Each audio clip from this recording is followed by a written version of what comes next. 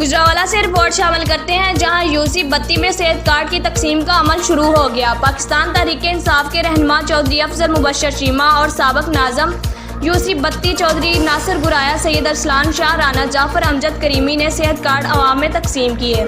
اس موقع پر چودھری افضل مبشر چیمہ نے کہا کہ حکومت عوام کو بہتر سے بہتر سہولیات دینے کے لیے کوشاں ہے۔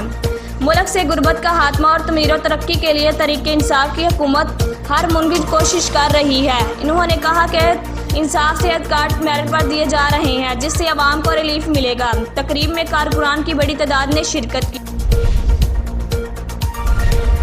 گجرانوالہ میں خان بنو بیف پلاؤ چندہ قلعہ کا افتتاح سابق ایم پی اے میاں ارکم خان نے کیا۔ دیگر مہمانوں میں چودھری فیصل گجر، سابق نائب ناظم رانا ارشد، عوامی چیئرمین چودھری عثمان مان، جہاں زیب خان، نور زیب خان، خان زیب خان شامل تھے۔ افتتاحی تقریب سے خطاب کرتے ہوئے میاں ارکم خان نے کہا ہے کہ ایمانداری سے کاروبار کرنے بھی نیکی ہے۔ عوام کو تمام شعبوں میں معیار مہیا کرنا ہم سب کا فرض ہے۔ آخر میں دعا کی گئی۔ رپورٹ نابلہ صافی، گجرانوالہ۔